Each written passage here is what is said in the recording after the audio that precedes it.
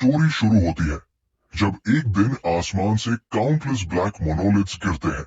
उसके बाद एक बैरियर डिप्लॉय होता है, लेकिन डिजास्टर स्पिरिट बीस्ट्स उस बैरियर को तोड़कर ह्यूमन रियल में घुस आते हैं। उनका लीडर होता है लिग्ना, डिजास्टर बीस्ट, जो अपनी आर्मी को गेट से बाहर ले जाता है और ह्यूमैनिटी पर मासकर शुरू हो जाता है। हम देखते हैं कि एक स्केलेटन नाइट एक बच्चे के फादर को मार देता है। बच्चा चीखता है, मदर मॉन्स्टर्स के बीच से भागते हुए अपने बच्चे को बचाने के लिए स्केलेटन नाइट के अटैक से दूर धक्का दे देती है। वो बच्चा रो रो कर माँ को पुकारता है और माँ उससे कहती है, रन। अचानक सीन चेंज होता है। एक लड़का अपने फ्रेंड को जगाता है और कहता है, उठ जा। तब पता चलता है उसका नाम इत्सुकी तेन्मा है। उसकी फ्रेंड पूछती है क्या हुआ, क्योंकि वो काफी जोन्ड आउट लग रहा था। इत्सुकी कहता है, कुछ नहीं, लेकिन वो बोलती है कि ऐसा नहीं लगता क्योंकि वो रो रहा था। उसका होमी बोलता है शायद वो स्लीपी है, क्योंकि यूजुअली इस समय तक वो सो जाता है।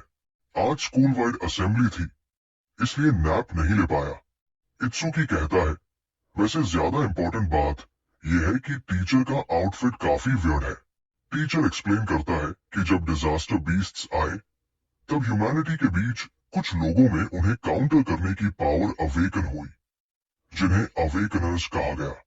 10 साल पहले जब ब्लू रिवर के नॉर्दर्न बैंक पर सबसे बड़ा डिजास्टर बीस्ट अटैक हुआ, तब दुनिया भर के अवेकनर्स एक जगह इकट्ठा हुए और उन मॉन्स्टर्स को रिपेल किया।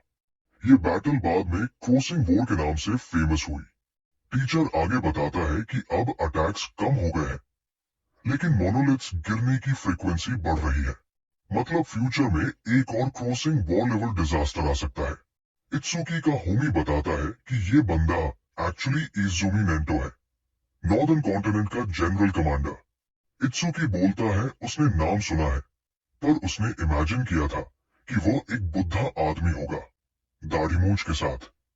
रियलिटी में तो काफी अलग निकला। होमी कहता है कि वर्ड ड्रेस स्टाइल के चक्कर में कंफ्यूज मत हो। मोनोलिथ्स और बीस्ट्स के बारे में जो कुछ भी ह्यूमैनिटी जानती है, सब इसी बंदे की वजह से है।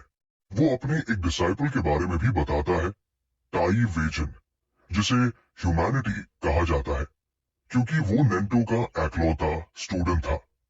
नेंटो फिर अनाउंस करता है कि रीसेंट रिसर्च से पता चला है कि ऑर्डिनरी लोग भी जो अवेकन नहीं हुए, अगर मोनोलिथ को टच करे तो चांस है कि वे अवेकन हो जाए। इसीलिए वो आज यहाँ आया है, ताकि सबको एक मौका मिल सके। अगर वे अवेकन हो जाते हैं और बीस्ट्स के खिलाफ फाइट करते हैं, तो आने वाली वॉर में वे काफी हेल्पफुल होंगे। जैसे ही मोनोलिथ ग्राउंड से ऊपर उठता है, स्टूडेंट्स काफी एक्साइटेड हो जाते हैं। सब विश करते हैं कि वे अवेकन हो जाए। इत्सुकी का होमी पूछता है, सुना, फाइनली चांस मिल रहा है अवेकन बनने का। इत्सुकी बोलता है, फाइनली, और आगे बढ़ने लगता है। उसका होमी कहता है उसे पीछे मत छोड़ना, और पहले वाली लड़की कहती है अपनी टर्न का वेट करो। लेकिन इत्सुकी बस सीधा आगे बढ़ता रहता है। आंखें सिर्फ मोनोलिथ पर टिकी होती है। वो कहता है, आज का दिन आ ही गया। एक एक करके स्टूडेंट्स को बुलाया जाता है, पर सब फेल होते जाते हैं। एक बंदा जो नेचुरल बॉर्न एथलीट था और रिकॉर्ड्स बना चुका था, वो भी अवेकन नहीं होता। तब लोग कहते हैं शायद एथलेटिक एबिलिटी का कोई लेना देना ही नहीं है। स्टूडेंट आफ्टर स्टूडेंट फेल होता जाता है और लोग बोलते हैं इस रेट पर तो पूरा स्कूल डूम्ड है। फिर एक नेक्स्ट स्टूडेंट को बुलाया जाता है, ओशिहिकारू, जिसे सब ओइंकी बोलते हैं।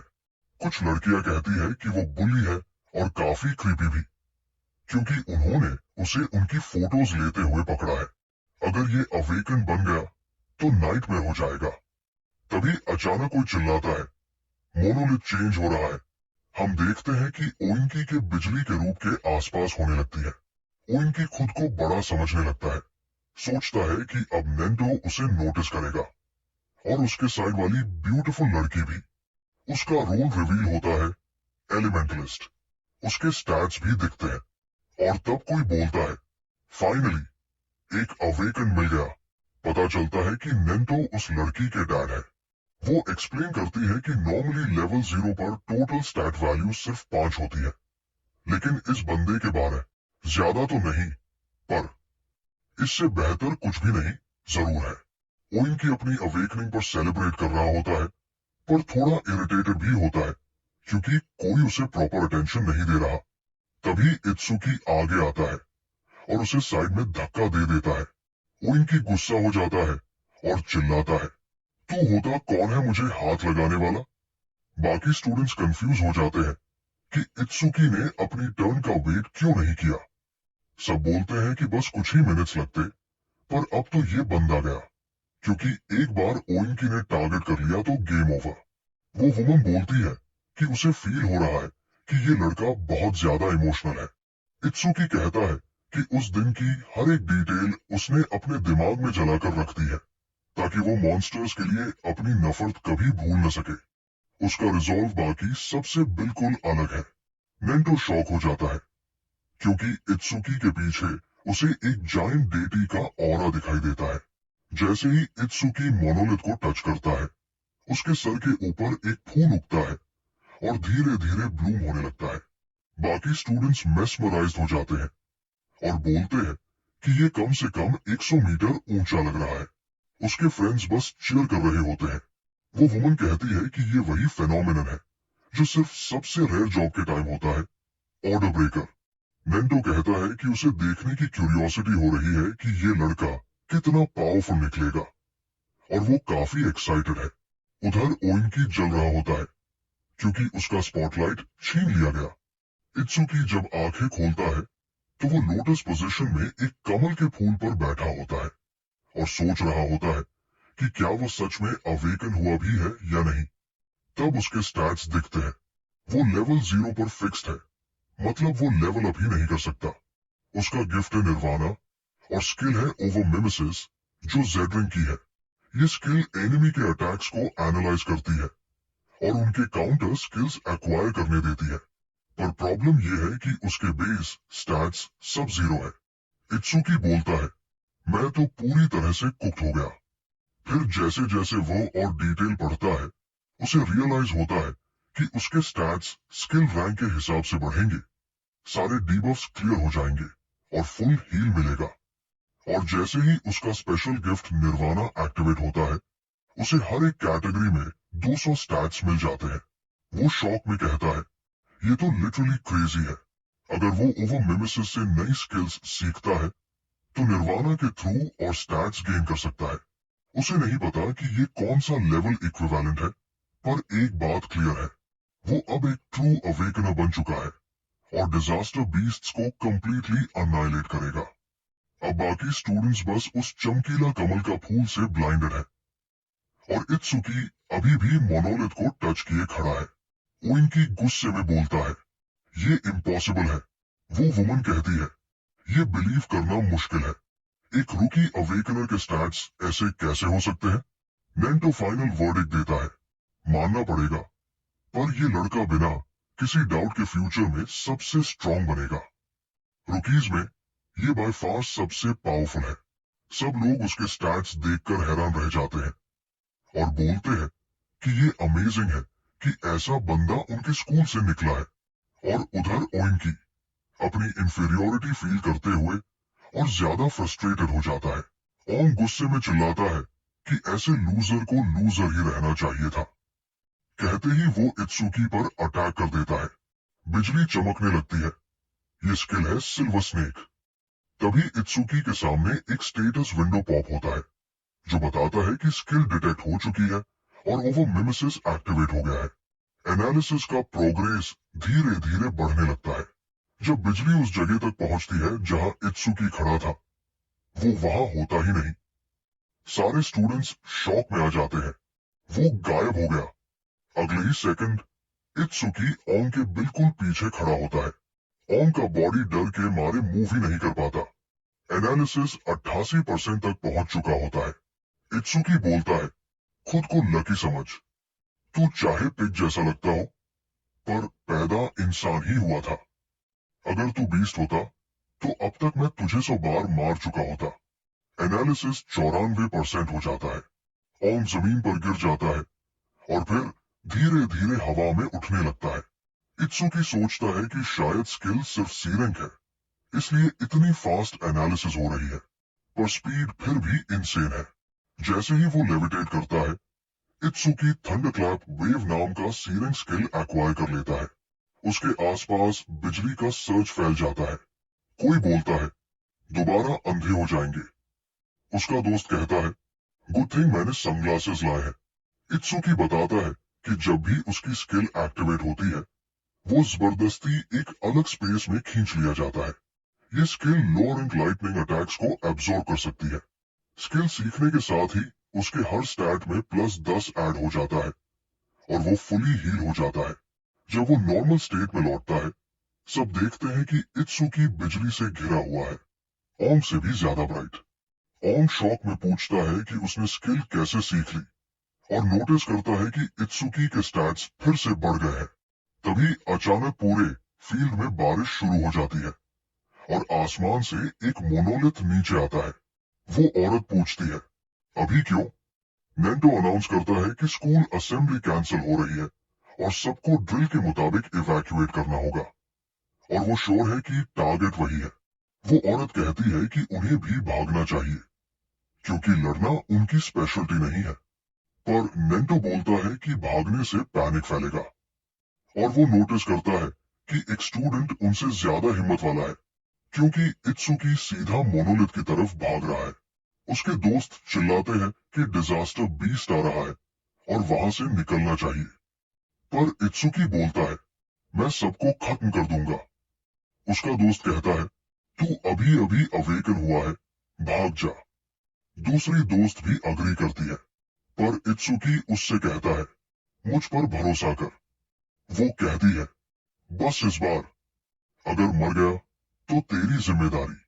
इत्सुकी सोचता है कि अवेकन होने के बाद उसका पहला दुश्मन वही टाइप का है जिसने उसके पेरेंट्स को मारा था। आंखों में आंसू आ जाते हैं और वो कहता है, शायद मैं सच में लकी हूं।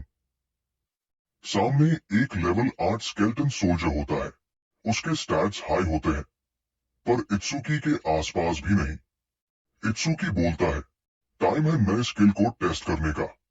वो तेज रफ्तार से आगे बढ़ता है, अटैक डॉज करता है, जो उसके चीक को बस छू कर निकल जाता है। मैं किसी और को मरने नहीं दूंगा, वो कहता है। वो सीधा स्केल्टन के चेस्ट पर पंच करता है। मॉन्स्टर उड़ता हुआ पास के स्कूल बिल्डिंग में जाकर टकरा जाता है। स्टूडेंट्स शॉक में बोलते हैं, ये बहुत स्ट्रांग है, शायद हमें भागने की जरूरत ही नहीं। एक सिंगल पंच में लेवल 8 बीस्ट को इतनी दूर उड़ा देना, ये इंसेन है।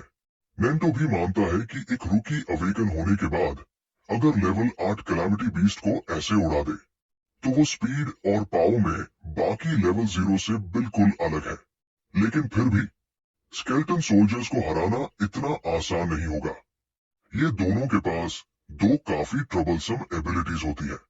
पहली, एक गिफ्ट जो उनकी डिफेंस को काफी ज्यादा बढ़ा देता है, और दूसरी, एक स्किल जिसका नाम है बोनफायर, जो जिस चीज को टच करे उसे सीधा जलाकर राख बना देता है।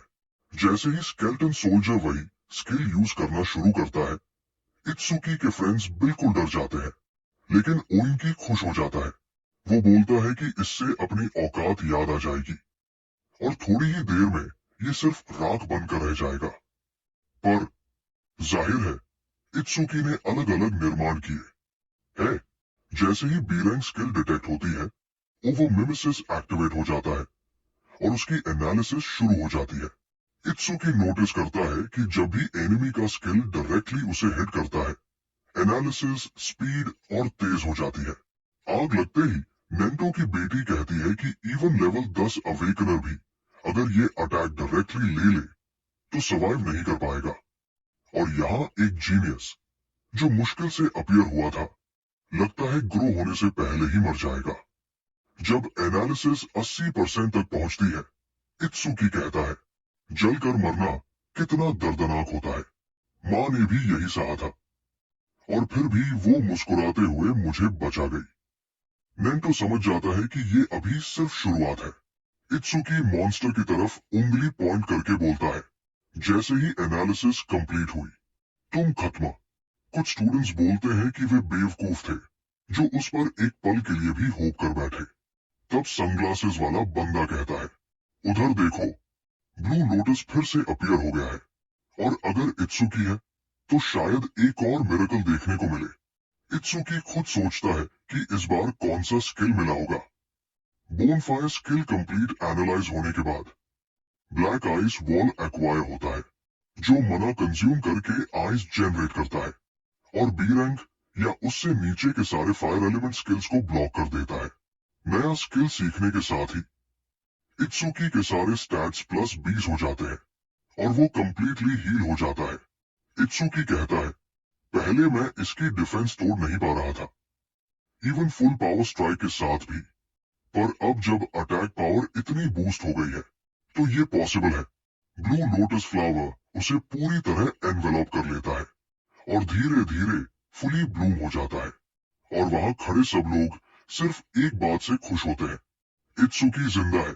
सनग्लासेस वाला बोला कि उसे पता था कि इत्सुकी अभी कुछ प्लॉट आर्मोर एक्टिवेट करने वाला है, जबकि बाकी स्टूडेंट्स बस डिसबिलीफ में थे कि ऐसा मिरेकल कैसे हो गया। नेंटो की बेटी बोली कि उसके पास शायद कोई सेल्फ हीलिंग स्किल है, पर पहले वो सोच रही थी कि इत्सुकी सिर्फ लाइटनिंग एलिमेंट स्किल यूजर है। नेंटो ने कहा कि ऑर्डर ब्रेकर सबसे मिस्टीरियस जॉब है, पर इत्सुकी शायद उनमें भी एक्सेप्शन है क्योंकि उसका रिकवरी इतना परफेक्ट है। शायद अगर उसके लिम्स कट भी हो जाए या दिमाग डिस्ट्रॉय हो जाए फिर भी वो रिकवर कर लेगा। वो सच में देखना चाहता है कि उसके सेल्फ हीलिंग का लिमिट क्या है। स्केलेटन फिर से सीधा उसकी तरफ बॉनफायर के साथ चार्ज करता है। इत्सुकी के बॉडी पर ब्लैक आइस फॉर्म होती है और वो पूरे फायर एलिमेंट को नलिफाई कर देता है और आगे पुश करता है। स्केलेटन जब ये नोटिस करता है तो मली अटैक करता है, पर इत्सुकी जंप करके ब्लैक आइस का यूज करके एक जाइंट क्लब बना लेता है और स्केलेटन नाइट को क्लीव कर देता है। स्टूडेंट्स कहते हैं कि सिर्फ एक अवेकनर ही उसके मूवमेंट्स ट्रैक कर सकता है। ओइंकी और नेंटो की बेटी दोनों नहीं देख पा रहे कि वो कैसे मूव कर रहा है और पूछते हैं, ये रुकी कैसे कर रहा है ये सब। इत्सुकी कहता है कि वो सिर्फ अपने बॉडी को प्रोटेक्ट करने के लिए स्टर्डी आर्मो क्रिएट नहीं कर सकता, बल्कि किसी भी शेप का वेपन भी बना सकता है। उसका स्किल स्टेज के लिए बिल्कुल गौटिया है। उसका होमी गाल से गाल मिलाकर शाउट करता है, मैं इतना टेंशन में था कि बॉल्स अंदर की तरफ घुस गए फियर में। अब फाइनली पता चलता है कि उस लड़की का नाम सिया है। इत्सुकी पूछता है कि वो कहाँ है। उसका होमी कहता है कि वो पहले ही वहां जाकर सिया को देख आया था और वो लग रही थी जैसे अभी रो देने वाली हो। इत्सुकी इधर उधर देखते हुए कहता है कि शायद वो गुस्सा है। नेंटो की बेटी बोलती है कि सोचो, उस लड़के ने एक ऐसा स्केलेटन सोल्जर डिफीट किया जिससे इवन लेवल 10 स्टूडेंट्स स्ट्रगल करते हैं। उसका नाम आगा है। नेंटो बोलता है कि वो यहाँ रुककर क्लीन अप में हेल्प करे और उस बीच प्रिंसिपल को एक पर्सनल मैसेज देने के लिए वो लड़के को ले जा रहा है। उसका होमी कहता है कि जीतने के बाद सिया गुस्सा नहीं होगी। शायद वो मॉन्यूमेंट पर इसलिए गई थी क्योंकि वो लड़के के पीछे न रह जाए। वो उम्मीद करता है कि ऐसा ही है। फिर नेंटो उसके पास आता है और उसका नाम बुलाता है। सब सोच रहे हैं कि शायद नेंटो उसे अपना डिसाइपल बनाएगा, पर वे कहते हैं कि इम्पॉसिबल है क्योंकि वो ऑलरेडी वजीन है और चाहे इत्सुकी कितना भी स्ट्रांग हो फिर भी इम्पॉसिबल है। होमी कहता है कि वो सिया को ढूंढने जाएगा और कॉन्वर्सेशन में इंटरफेयर नहीं करेगा। नेंटो कहता है कि इत्सुकी स्पेशल है। इत्सुकी पूछता है, कैसे? नेंटो कहता है, लगता है तेरा दिल हेट्रेड और रेज से भरा है और मैं जानना चाहता हूं कि क्यों। इत्सुकी बताता है, 10 साल पहले मेरे पेरेंट्स को कैलामिटी बीस्ट ने मार दिया जब वे मुझे प्रोटेक्ट कर रहे थे और अगला मरने वाला मैं था। पार एक अवेकन फ्लुएंट ने उससे बचा लिया। उसकी आंखों के सामने उसकी माँ ऐश में बदल गई। उसने उससे कहा कि अब उससे आगे का रास्ता खुद ही तय करना पड़ेगा। इत्सुकी ने खुद को ब्लेम किया कि अगर उन्होंने उससे प्रोटेक्ट करने की कोशिश नहीं की होती तो शायद ऐसा नहीं होता। उससे समझ आया कि असली वजह लना है, और तभी उसने वाव लिया कि वो उससे और उसके हर एक जैसे को मार डालेगा। नेंटो कहता है कि अगर उसका दिल हेट्रेड से भरा है फिर भी वो आंसू बहा रहा है, इसका मतलब है कि वो जेन्युइन है। इत्सुकी कहता है कि उसके आंसू पहले रुक गए थे, पर आज से वो रुक नहीं रहे। नेंटो उससे ऑफर करता है कि वो उसका डिसाइपल बने और उससे सेवियर अलायंस में ले जाए, जहां प्रचंड शक्ति का प्रयोग मिलेगी। इत्सुकी पूछता है कि सेवियर अलायंस क्या है। नेंटो बताता है कि ये एक ऑर्गेनाइजेशन है जो 5 कॉन्टिनेंट्स की गवर्नमेंट ने एस्टैब्लिश की है, और ये दुनिया भर के स्ट्रॉन्ग अवेकनर्स को इकट्ठा करती है ताकि बीस्ट के खिलाफ एफिशिएंट और साइंटिफिक तरीके से फाइट किया जा सके। सारे मेंबर्स रेगुलर बेसिस पर बीस्ट्स के अगेंस्ट फाइट करते हैं और उन्हें सेवियर्स कहा जाता है। उन्हें डेडिकेटेड ट्रेनिंग ग्राउंड्स और पावरफुल वेपन्स दिए जाते हैं, और सैलरीज भी काफी हाई होती है। इवन एक सेवियर इन ट्रेनिंग को 10,000 गोल्ड हर मंथ मिलता है। इत्सुकी सरप्राइज होता है और कहता है ये तो काफी पैसा है। नेंटो कहता है ऑफ कोर्स इतनी जेनरस ट्रीटमेंट फ्री नहीं है। उनसे एक्सपेक्ट किया जाता है कि वो हमेशा फ्रंट लाइंस में फाइट करे। इत्सुकी कहता है कि उसे पे या रिसोर्सेज की फिक्र नहीं है, सबसे इंपॉर्टेंट है बीस्ट से फाइट करना, और वो कहता है कि वो सेवियर बनेगा। नेंटो बताता है कि हर फरवरी एक एग्जाम होता है जिसमें 10,000 प्लस पार्टिसिपेंट होते हैं, और सिर्फ 100 लोगों को सेवियर बनने दिया जाता है। इत्सुकी पूछता है कि एग्जाम का ऑल टाइम रिकॉर्ड क्या है। नेंटो कहता है कि ज्यादा रेफरेंस नहीं है, पर हाईएस्ट स्कोर वजीन का 115,000 है। अगर इत्सुकी 30% स्कोर कर लेता है तो वो पास हो जाएगा, और 50% से फर्स्ट प्लेस मिल सकता है। इत्सुकी कहता है वो स्ट्रॉन्गेस्ट अवेकन है। कोई रीजन है कि नाम चेंज हो गए, पर वो पहले वाले नाम वेजन ही यूज करेगा। नेंटो कहता है कि वेजन स्पेशल है, अपने आप को उसके साथ कंपेयर करना बस डिस्पेयर देगा, पर इत्सुकी को कॉन्फिडेंस होना चाहिए। उसके टैलेंट के साथ वो उसके शोल्डर टू शोल्डर स्टैंड कर सकता है। इत्सुकी कहता है कि वो राइवल के बारे में नहीं सोचता, बस उसके ऊपर वॉक करेगा। नेंटो सरप्राइज होता है और फ्लैशबैक में चला जाता है जब वो वजीन से बात कर रहा था। वजीन ने कहा था कि यंग लोग उसके फुटस्टेप्स फॉलो करने की कोशिश करेंगे। वजीन कहता है कि बस फॉलो करने से बीस्ट के खिलाफ वो नहीं जीती जाएगी, कोई ऐसा जरूर आएगा जो उसे सरपास करेगा। जैसे नया मॉर्निंग सन सनसेट सन की जगह लेता है, और वो उस दिन का इंतजार कर रहा था। नेंटो कहता है कि लगता है वो दिन फाइनली आ गया है। कुछ समय बाद वे लोग एक बिल्डिंग के पास पहुंचते हैं, और इत्सुकी पूछता है कि ये क्या है। नेंटो समझाता है कि मोनूमेंट्स बेसिकली पैसेजेस हैं जो इस दुनिया को बीस्ट की दुनिया से कनेक्ट करते हैं। इसलिए अगर आप सिर्फ बीस्ट को मारकर मॉन्यूमेंट को छोड़ देते हो तो नए बीस्ट्स आते रहेंगे। ये बिल्डिंग एक फैसिलिटी है जो उन मॉन्यूमेंट्स को आइसोलेट करने के लिए बनाई गई है जो डिस्ट्रॉय नहीं किए जा सकते। अवेकनर्स पीरियोडिकली यहाँ से कैलामिटी बीस्ट्स को वाइप आउट करते हैं। इससे बैरियर का स्केल कंट्रोल में रहता है, और साथ ही ट्रेनिंग का काम भी होता है। इत्सुकी कहता है कि बेसिकली ये एक ट्रेनिंग फैसिलिटी है, और सोचता है कि नेंटो इतना क्यों इलैबोरेट कर रहा है। नेंटो कहता है कि वे लोग बस इन्हें स्टेजेस कहते हैं। लेवल और आपदा वाले जानवरों की संख्या कंट्रोल में नहीं है, इसलिए अंदर काफी डेंजरस है। स्पेशली जो बीस्ट्स इस स्टेज में है वे टफ है। ये स्टेज रूकीज के लिए हाईएस्ट मोर्टेलिटी रेट रखता है, इसलिए इसे रूकी ग्रेवयार्ड भी कहा जाता है। वेजन, जो तब एक बडिंग अवेकन था, ने इस स्टेज को लेवल 10 पर सिर्फ 3 मिनट्स 14 सेकंड्स में क्लियर किया था। अगर इत्सुकी चाहता है कि वो वेजन को सरपास करे तो उसे सिर्फ 3 मिनट्स में करना होगा, और अगर वो कर लेता है तो नेंटो उसे अपना डिसाइपल बना देगा। जब वे लोग अंदर जाते हैं सब लोग इंस्टेंटली नेंटो को रिकॉग्नाइज कर लेते हैं, लेकिन कहते हैं कि कोई रैंडम इंसान उसके साथ वॉक नहीं करेगा अनलेस वो वेजन के लेवल का हो। इत्सुकी पूछता है कि क्या ये डूड सच में इतना फेमस है।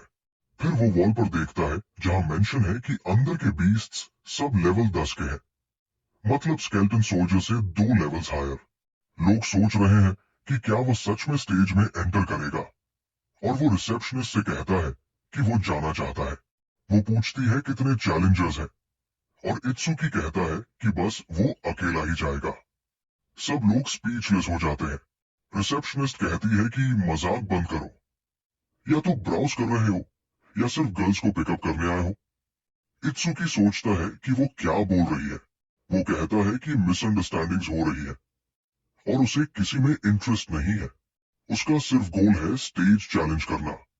रिसेप्शनिस्ट डर जाती है और कहती है कि अगर वो मर गया तो वो रिस्पॉन्सिबल नहीं होगी। इत्सुकी कहता है कि अनबिलीवेबल है कि बार बार ये रिपीट करना पड़ रहा है। पीछे लोग हंसने लगते हैं। स्टेज में एंटर करते ही लोग कहते हैं कि स्ट्रेंजली कॉन्फिडेंट है और गिफ्ट स्पेशल ग्रेड है तो शायद सच में कर पाए। लेकिन दूसरे लोग कहते हैं कि अगर लेवल लो है तो कोई फायदा नहीं। इत्सुकी बायोमेट्रिक्स के थ्रू रिस्ट स्कैन करके एंट्री ले लेता है। वो कहता है कि प्रॉमिस विद इन 3 मिनट्स है और उसे अपना बेस्ट देना होगा। जैसे ही क्लॉक स्टार्ट होता है वो सीधा बर्स्ट करता है। एरिया उसके एक्सपेक्टेशन से काफी बड़ा है। आर्टिफिशियल होने के बावजूद उसके लिए ये फर्स्ट टाइम है स्टेज में। वो कहता है कि बीस्ट्स जल्दी ही आने वाले हैं। पहला एनिमी जो उसे मिलता है वो एक ट्री स्पिरिट है, लेवल 4। उसके पास कोई गिफ्ट नहीं है और इत्सुकी उसे क्लीव कर देता है, अपनी हैंड को स्केलेटन एक्स में ट्रांसफॉर्म करके। फिर वो बाकी लोगों से कहता है कि देखो तुम्हारा बॉय कैसे ऑमलेट की तरह फोल्ड हो गया। आहा कहती है कि रूकीज के लिए और भी स्टेजेस हैं, तो क्यों स्टेज में भेजा।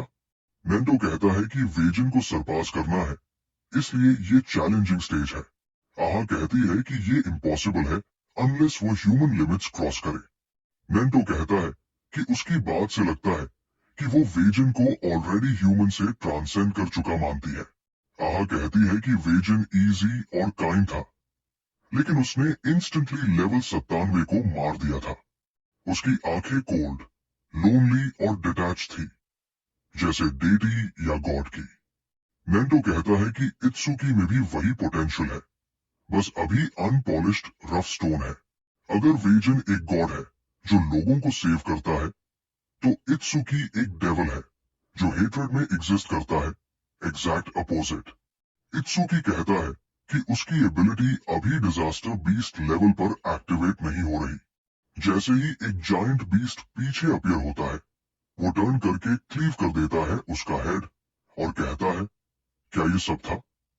वो सोचता है कि लेवल 10 बीस्ट्स इतने क्रेजी नहीं है, लेकिन इस जगह को रूकी ग्रेवयार्ड कहना आसान नहीं होगा।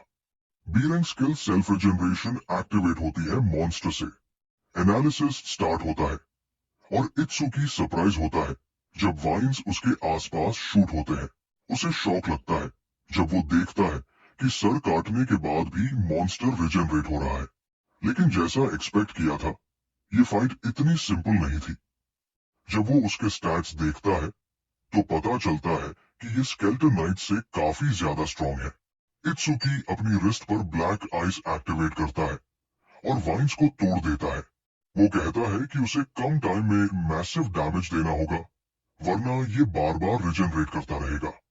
जैसे ही एनालिसिस 17% पर होता है और बढ़ने लगता है, इत्सुकी सीधा चार्ज करता है। वो दोनों हाथों को ब्लैक आइस ब्लेड्स में ट्रांसफॉर्म करके मॉन्स्टर को कंटिन्यूअसली क्लीव करता है। 21% पर वो सीधा मॉन्स्टर के बीच से काट देता है। कहता है कि अब वो इसे इतना चॉप करेगा कि ये रिजनरेट ही ना कर पाए। मॉन्स्टर टुकड़ों में गिर जाता है। इत्सुकी बोलता है कि इतनी देर तक ब्लैक आइस यूज करने से उसकी मैजिक पावर ऑलमोस्ट खत्म हो रही है। लेकिन जैसे ही वो ये कहता है, मॉन्स्टर और भी फास्ट अटैक्स करना स्टार्ट कर देता है। ब्लैक आइस डीएक्टिवेट हो चुकी होती है, तो अब इत्सुकी को सिर्फ डॉज करना पड़ता है।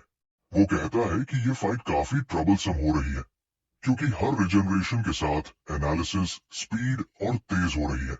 मैजिक बचाने के लिए वो ब्लैक आइस बंद रखता है और थंडर क्लैप वेव का यूज करके डिस्टेंस मेंटेन करता है।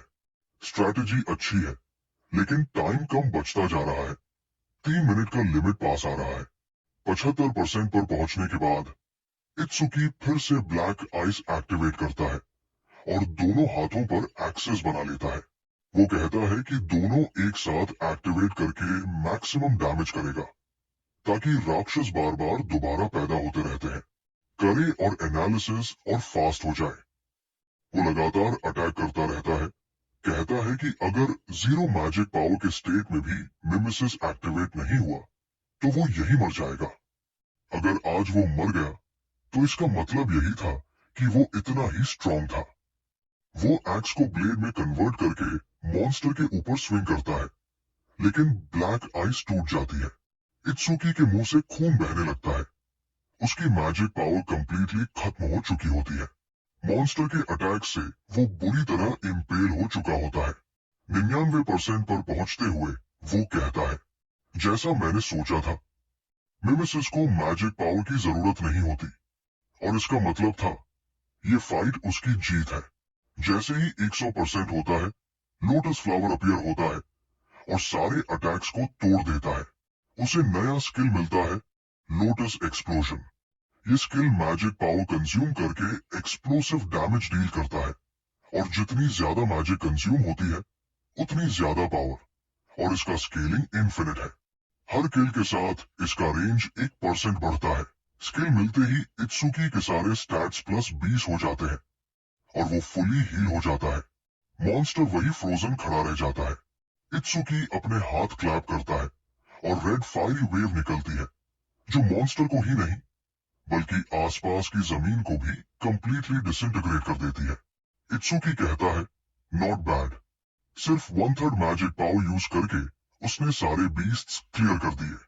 उसे ये भी एक्सपेक्ट नहीं था कि मिमेसिस उसकी मैजिक पावर भी रिस्टोर कर देगा। तब उसकी नजर कुछ और चीज पर पड़ती है। क्लॉक देखी जाती है, 2 मिनट्स। रिसेप्शनिस्ट बोलती है कि रेस्क्यू टीम बुलानी चाहिए क्योंकि वो अभी तक बाहर नहीं आया। आगा कहती है कि उसे नहीं लगता वो लेवल 10 बीस्ट से हारेगा, लेकिन 3 मिनट के अंदर क्लियर करना इम्पॉसिबल है। और तब बूम, न्यू रिकॉर्ड अचीव्ड। आगा शॉक में पूछती है, क्या उसने सच में क्लियर कर लिया? अभी 3 मिनट्स भी नहीं हुए थे। मतलब उसने वेजिन का रिकॉर्ड पूरे 1 मिनट से तोड़ दिया। इत्सुकी बाहर आता है और सब लोग शॉक होते हैं। सब कहते हैं कि ये किसी जोक से कम नहीं लग रहा। इत्सुकी नेंटो से पूछता है, तो अब आप मुझे इंस्ट्रक्ट करेंगे, टीचर? नेंटो मुस्कुराता है और कहता है, वेल डन माय स्टूडेंट। आगा कहती है कि बहुत टाइम बाद उसने अपने फादर को इतना खुश देखा है। लोग कहते हैं कि अगर वो सच में नेंटो का स्टूडेंट है तो वेजन का रिकॉर्ड तोड़ना समझ आता है। रिसेप्शनिस्ट उसे रिकॉर्ड तोड़ने पर एक प्रेजेंट देती है, थोड़ी एम्बेरस लगती हुई।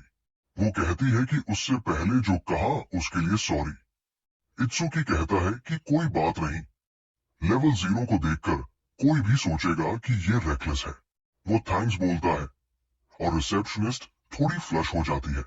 आगा कहती है कि अब वो लोग निकल रहे हैं और सिर्फ नेंटो का स्टूडेंट बन जाने से ज्यादा उड़ने की जरूरत नहीं।